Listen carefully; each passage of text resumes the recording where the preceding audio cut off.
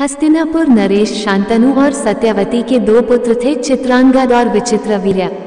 बड़े चित्रांगद के युद्ध में मारे जाने पर छोटे को राजगद्दी दी गई।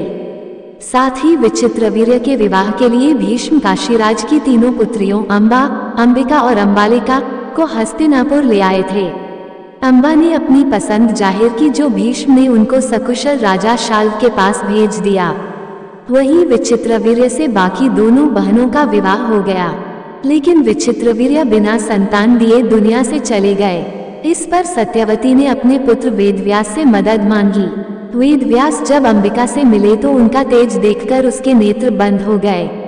इस तरह नेत्रहीन धृतराष्ट्र हुए। दूसरी रानी अंबालिका उनको देखकर डर गईं तो बीमार पांडु का जन्म हुआ। इस पर अंबिका को दोबारा जाने को कहा गया तो उसने दासी को भेज दिया, जिससे विदुर ने जन्म लिया।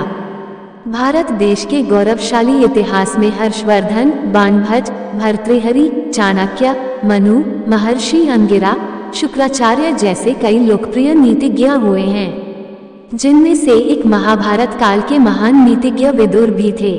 महाभारत के युद्ध में एक ही परिवार के कई योद्धाओं का अंत हुआ। पांडवों और धृतराष्ट्र के अलावा इस युद्ध में जीवित बचने वालों में विदुर भी थे। उनको धर्मराज यानी यमराज का अवतार भी माना जाता है।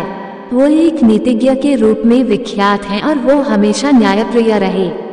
उन्होंने अपनी ओर से महाभारत के युद्ध रोकने के भी कई प्रयत्न करे, लेकिन इसे टाल नहीं पाए। जब भगवान श्री कृष्ण पांडवों के शांतिदूत के रूप में हस्तिनापुर आए थे तो दुर्योधन की विलासिता पूर्ण अवभगत छोड़कर वह विदुर के घर पर ठहरे थे। विदुर को योद्धाओं में कभी नहीं गिना गया, जबकि सच्चाई यह है कि वो बहुत बड़े योद्धा थे, क्योंकि वह यमराज का अवतार थे। श्री कृष्ण नहीं चाहते थे कि वो युद्ध में भाग ले। दुर्योधन के द्वारा अपमानित होने की वजह से वो युद्ध से पूर्व तीर्थ यात्रा पर चले गए थे। मान्यता है कि यमराज को मांडव्य ऋषि ने शाप दिया था, जिसकी वजह से उनको मानव जन्म में आना पड़ा। वो हस्तिनापुर के मंत्री थे और इसी प्रयत्न में रहे कि धृतराष्ट्र हमेशा धर्म का पालन करें। अपनी ओर से विदुर ने महाभारत के युद्ध को रोकने का पूरा प्रयास किया। जब लाक्षागृह में दुर्योधन ने पांडवों को जलाने की कोशिश की थी, तब विदुर ने उनको बचने की युक्ति इशारों में बताई थी। जब दुर्योधन ने द्रौपदी के चीरहरण का प्रयास किया था, तब वे रुष्ट होकर सभा भवन से चले गए थे। पांडवों के अज्ञातवास के दौरान कुंती ने विदुर के पास ही समय बिताया था।